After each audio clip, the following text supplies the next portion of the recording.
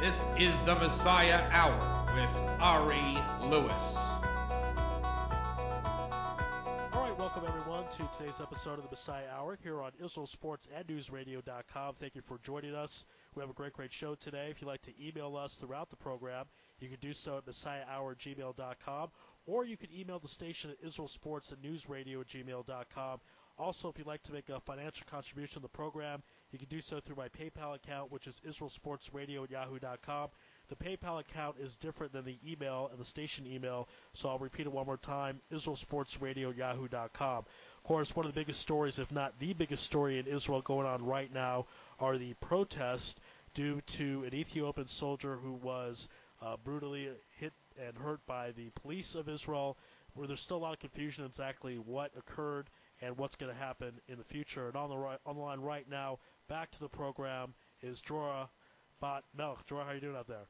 Oh, I'm doing great. Thank you for having me again, Ari. Indeed. So talk about what happened last week. My understanding on Thursday was this soldier who was in uniform was attacked by the police. Why did the police go after this young man, and was it racially motivated because he is Ethiopian? Well, it's hard to know. Obviously, all of us, all we've saw is the famous video that was running around all over the networks and then the news media of the Ethiopian soldier on his bike and being stopped by two people. One was a police officer and one was a volunteer police officer that basically stopped him to ask him some questions. What you see, you don't hear the conversation. All you see is what occurred next, that they jump on him and then start really attacking him. And it's really not clear what initiated, like verbally or anything. But the point of the whole situation was different. How come this particular person, especially when he was wearing uniform, was attacked? Was it racial? Was it not? That's the whole issue. And that is just the tip of an iceberg, because if you even Google the word Ethiopian, Ethiopian in Hebrew, and you Google Israel, you just look at all the information that has been coming up for years. There were committees. 2006, I was looking around. 2006, they tried to do a committee for racially motivated acts against Ethiopians. There were several requests by different people. So this is not a new issue. It's just an incident that was just like an uncapped bottle of soda blowing up. It just brought everything to the surface and just made it a little bit more, extreme to everybody. But before that, it existed. It's just nobody will, like, they kept on talking about it, but not really doing anything about it. And let's be honest, as you talked about, there is discrimination against Ethiopians.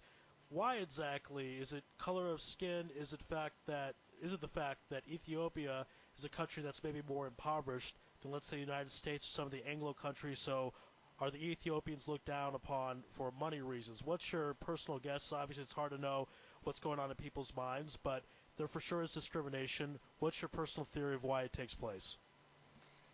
Okay, well, in Israel, unfortunately, you would think that in Israel, of all places, where you have Jews of all colors and sources and countries, that would not be the issue. But sadly, since the inception of our country in 1948, it has been like in rote. Like you had the um, almost every single time somebody new came to Israel, and first it was obviously Russians, and then it was Sephardi Jews, and I happen to be 100% Sephardi, so I can tell you from my experience as growing up as a Sephardi woman, it wasn't easy to grow up in Israel as a Sephardi woman. There was a lot of racism, a lot of issues against Sephardim, if it was in work or advancement. Uh, Everybody always tried to solve it, but it's a very difficult situation when people look at other people as a group and not as individuals. And that's part of the reason why I think we have a problem with the Ethiopians.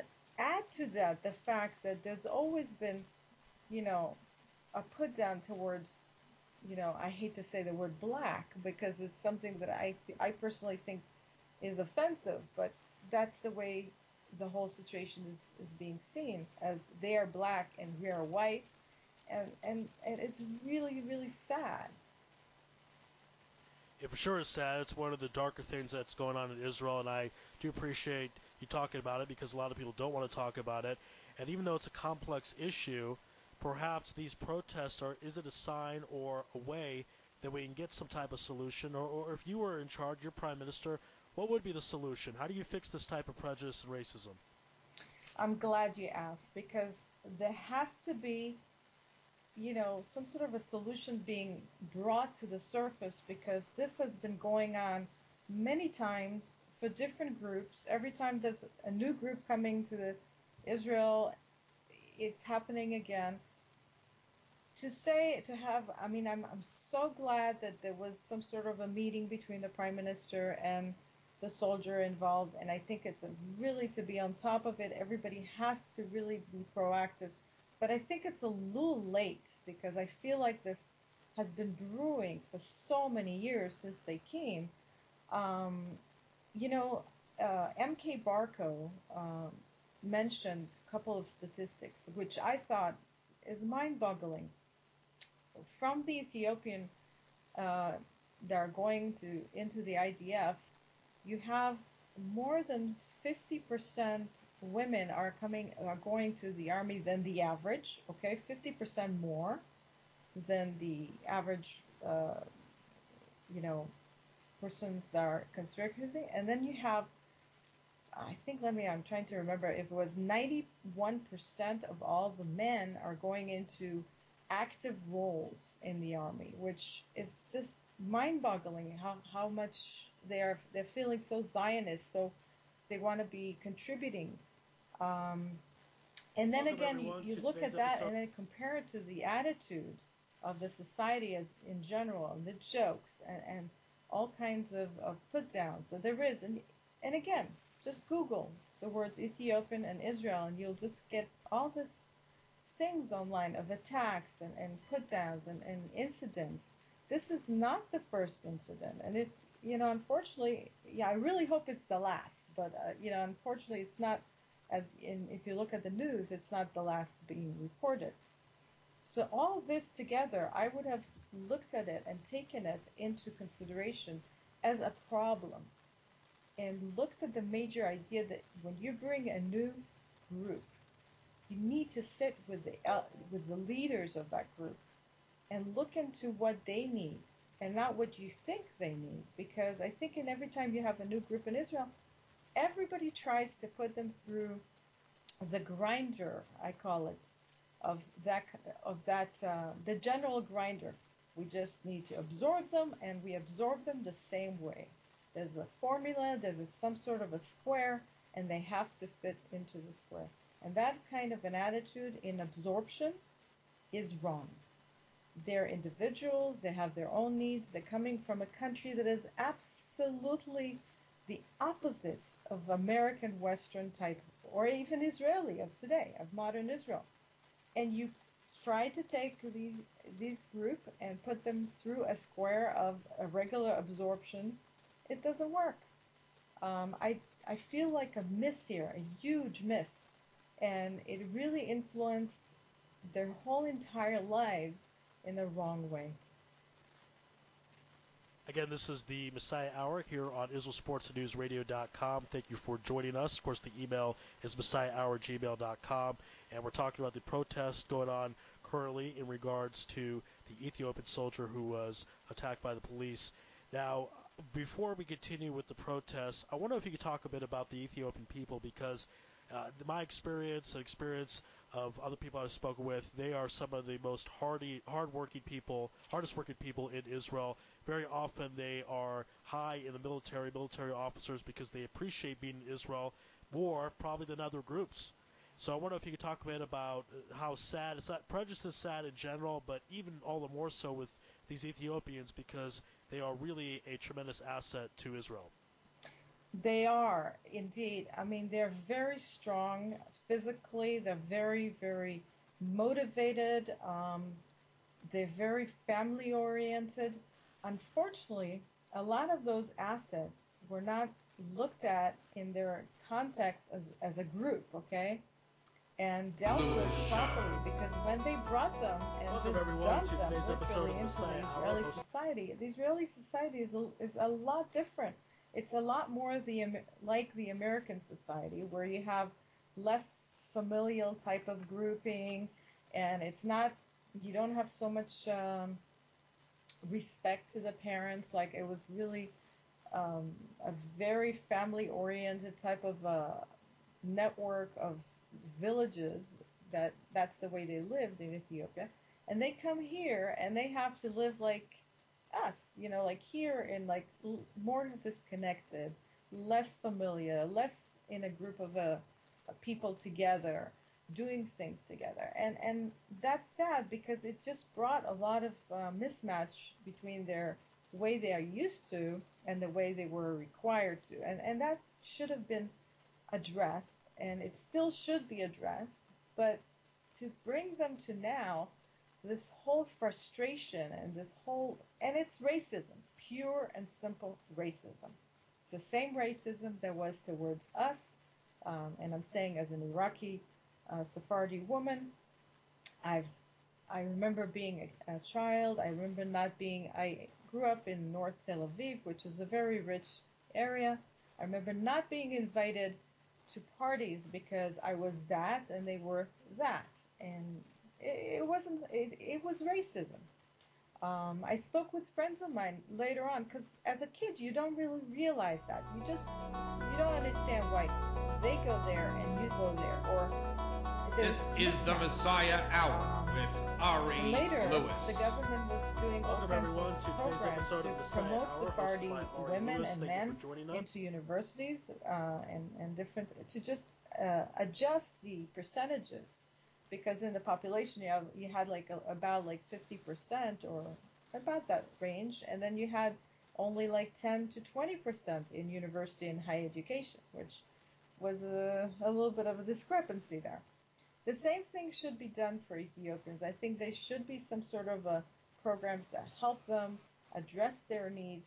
There should be cooperation, key word, between them and what they need and asking them, not dropping ideas on them, because that's always This been is the Messiah Hour with with government Ari offices. It's like Louis. they say, oh, they have a need. Welcome Oh my everyone gosh, to today's episode. we forgot to address this need. We have to make things calm and quiet, but there's no regard to what they really need. So there should be what they call in Hebrew shdulah, some sort of a committee that will address those needs, but talk to them.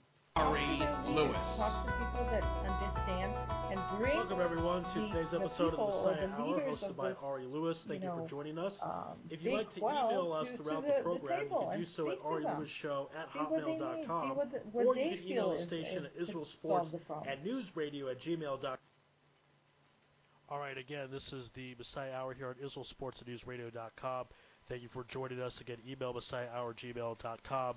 So we were discussing the plight of the Ethiopian people, and if you could touch upon the irony of all this, because the Jewish state was formed because the Jews were discriminated all over the world, and you had the Holocaust where the Jews couldn't leave Nazi Germany because you had other countries kicking them out due to prejudice, and here we are in Israel, we're supposed to be all Jews, and we're showing prejudice towards another group of Jews, and I've seen this personally with other groups of Jews, not just Ethiopians. So how sad is that we're in the situation, we're back home in our homeland, but we're acting towards Jews the way the anti-Semites acted towards us?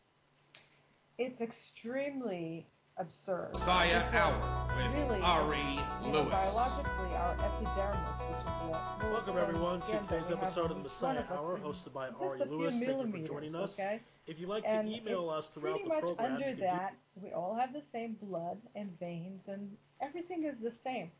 And we're all Jews coming from different countries that kept the Torah and kept all the mitzvahs the same. Welcome everyone to the same today's way, episode of the Messiah. and believed in this in coming back and being together in the same states. And now we're behaving like, no different than other countries with anti-Semitism and prejudice and racism. And the whole, and especially now when we see ISIS beheading people, that their sin of all those people that they're beheading is just one thing. They're just different by faith. They actually even look the same.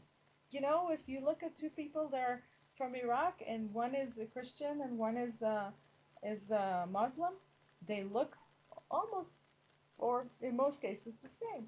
But they still behead one and keep the other, only because of one thing, is just thinking that that person does not deserve to be treated the same. And that's obnoxious. I think the whole idea of living together right now, there has to be one key point that is leading us, which is love your fellow as yourself. And that should be the way that we treat each other in everything. If you see somebody different, the difference is just minute. All right. Now, one of the things I want to discuss, now that we have an idea of exactly what's going on in the climate and the racism in Israel, these protests, what exactly is the goal of these protesters? What would they like to see happen? And talk about some of the things they've been doing throughout the city. I know there was a protest in Tel Aviv on Sunday, and there was a protest in Jerusalem on Thursday. So if you talk a bit about some of the protests going around in the country and the goal of the protesters.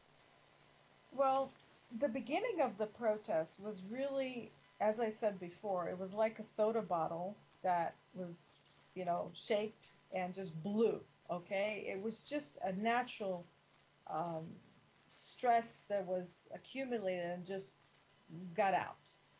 But you have to differentiate. There is, and this is purely my feeling and some research that I did online, you could see that there is a lot of different groups that piggyback, on this. This is the Messiah and it's Hour really sad with because Ari when Louis. you speak and you hear Ethiopian Welcome, everyone, to activists today's talking, episode of the Messiah Hour, hosted most by of Ari them Louis. Thank you are for joining us. not into If you'd like to violence, and email they're us, not you can send an email to the they're show, frustrated for sure. messiahhour@gmail.com, or to the station, But violence is not israelsportsnewsradio.com. what they want, and especially when you talk about this really motivated Zionist Ethiopians. But then when you see some of the scenes that were on TV and of this violence and pushing and this and that, it's just that there's a discord here. And I have a feeling, and especially my feeling was really, I found it like in truth that it is happening when you look at the scenes reported from Tel Aviv. When you see the people that were participating, there was a combination of some people that were Ethiopians, but also illegals. And I do call them as that because, if you are here with a work permit and you have a reason to be here, I have no problem. But a lot of the people that are in southern Tel Aviv are illegals. They came here with no certificates, with no permissions, with no work permits. They came because it was convenient to come here. And at the time, our borders were not as sealed as they should have been. And they're still there. And not all of them are contributing to our country. And so I had a feeling that I've seen a lot of those people, and I hate to say this, but, Sudanese and Eritreans and coming in to this particular demonstration and joining into I would say, the protests, in order to use it for their own goals. And that is wrong. And I also have seen several of the leaders of other groups joining in and using it as a vehicle to promote, in my view, the wrong agenda. And that's not right. And I think all this violence was, some of it, and this is, again, from what I've read, some groups like anarchist groups were joined in, some left groups, You even seen some of the Arab leaders join in Tel Aviv, which is like, is it just really, do they really understand the Ethiopian Jewish agenda? Or are they just joining in because it's black type of an agenda and it sounds like it's a good way to promote their agenda? So there's a lot of questions rising up here, and I don't think it's all connected to the Ethiopian, um, frustration. And I think that people, I guess if we talk about if they lump Ethiopians with non-Jews, the Sudanese, you were talking about that, are people really that incompetent? I think they are. I don't think they always see a difference. What do you think is the general thoughts of the Israeli populace about if Ethiopians are the same as Israelis or they're like Sudanese, they're not Jewish? What do you think is the general thoughts about the Ethiopians from the Israeli populace? There is a lot of mix-up here because if you look at them, they're dark, and it's hard sometimes to differentiate between them to maybe a Sudanese or an Eritreans, but there is a huge, huge difference. They're a group in us. They're Jews like us. They're part of our life. They put their life on the line, and especially when you hear so many killed in our wars and in our effort to protect this country. And then this discord with the treatment of the society that you hear about. And it really bothers me because I'm a religious person, and I see a lot of the religious institutions, you know, they don't allow the religious kids that are Ethiopians to join, and it's very sad. They just it happened also with the Sephardi. If you heard, in some of the institutions, they had to have like the Ashkenazi separate from the Sephardi religious girls, and I'm like, hello. I mean, love your fellow Jew did not say there. Love your fellow Jew that is white and love your fellow Jew that is black. And I hate again to use this word, but there's no other way to describe it. It doesn't say that. It says love your fellow as yourself, and that's it. And it should be understood that way, and it should be practiced that way. And that discord is really problematic, and I think that's something that needs to be addressed. Indeed, it needs to be addressed. The question is, will it be addressed in your opinion, and how will it be addressed? You talked about the Prime Minister meeting with the soldier. I think that's certainly a good start, but the people in the Knesset, are there a lot of Ethiopians there, or are there a lot of people in the Knesset that are merciful or have sympathy to the Ethiopian plight? Well, we have Ethiopians in key positions in the country. We have a new MK in Jerusalem. We have a few here and there in the past, and hopefully in the future there will be. But the key point is there has to be a Knesset committee that will take them and bring everybody to the table and ask them what they see is what could solve everything. Because it's one thing to, again, bring from up to down all kinds of solutions that you think that will solve the situation, and it's another to really ask the people that are involved and say, okay, what do you think that we should do in order to make it easier, in order to make it better? Should we enact more laws? I personally think that we should be a little bit more liberal and go for less laws than more laws, but something has to be done about this racism in the police force. It's a major problem. If you look at incidents that are reported on the internet or on Google against Ethiopians, people that are being arrested and hurt and end up in the hospital because they're being stopped and undue force is being used, it's just immense. It's way more than the average. It's way more than any other group. So there is a problem. It has to be solved. Now, we cannot take the whole entire society and make it today as, not racist. But there has to be something done, if it's at the education level, if it's on TV, including this issue and finding solutions to incorporate them and make it easier to deal with it. Again, this is the Messiah Hour here on IsraelSportsAndNewsRadio.com. Thank you for joining us. Of course, the email is messiahhour@gmail.com, and we're discussing the protests going on currently in Israel as a result to an Ethiopian soldier who was beaten up by the police last week. Let's talk about, you mentioned Sudanese and other non-Jews joining these protests. There's a rumor, a theory, that President Obama sent some people from the United States as part of these protests, or somehow he's involved because he doesn't like Benjamin Netanyahu, he wanted bad press for Israel, those type of things. That's just a rumor at this point. I want to know if you have any information on that, if that any truth or validity to those rumors. I'm not sure if there is any truth to those rumors, but we know that the V15 group that was involved during the election is still around, okay? And if I heard it correctly, many people, were quoted as saying that they were from V15 and they are supporting this cause. Now the question is, what cause are they supporting, and why V15 is still around when it's supposed to be some sort of a group that was just for the election? So it's really kind of kooky to understand the whole dynamics here of what's their purpose right now here. My personal feeling is that there is groups. They're not exactly hiding their affiliations to left-leaning groups. And the idea behind it is basically to create such upheaval that will cause, obviously, the right-leaning government right now that is trying to be formed problems.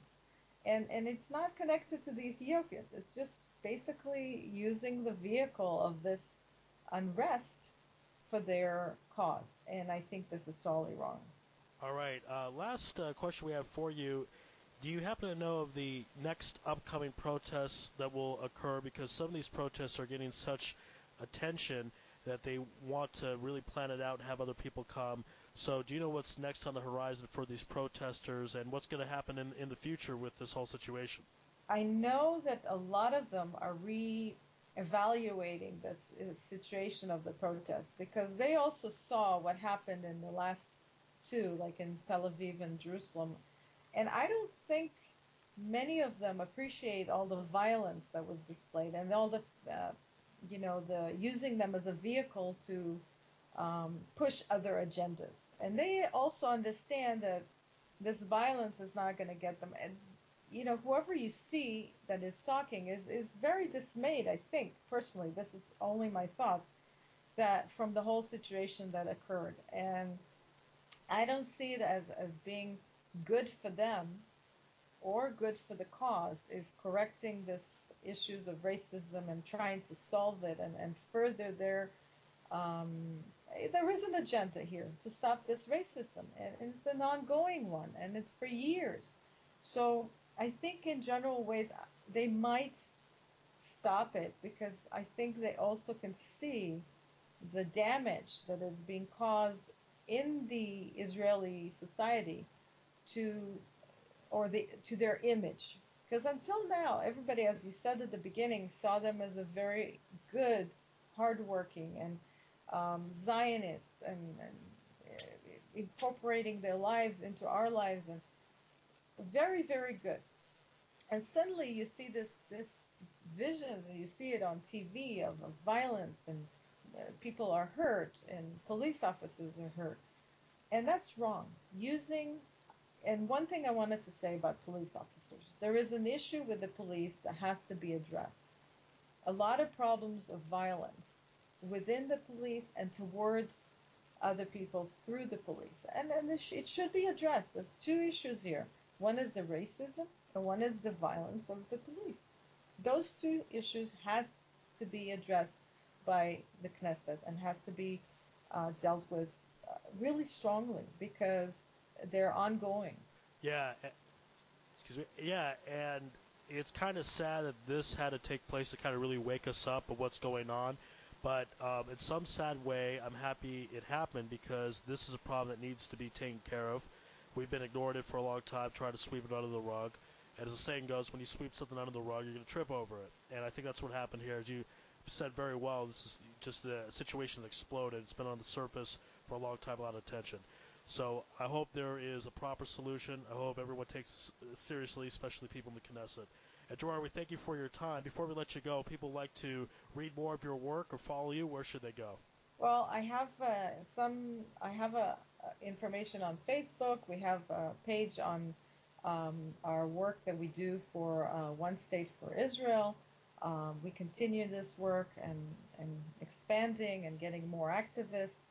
And we also have some information in other venues. But, also I'm on Route Sheva in English. You can find some of my writings. Okay, great. So everyone check out Drora's work. We appreciate the time. We appreciate everyone for listening. Again, this is the Messiah Hour here on IsraelSportsAndNewsRadio.com. The email is MessiahHour@gmail.com. The PayPal, if you want to make a financial donation, is IsraelSportsRadio@yahoo.com. Thank you, everyone, for listening, and be well, be safe, and have a great day. Shalom. Shalom.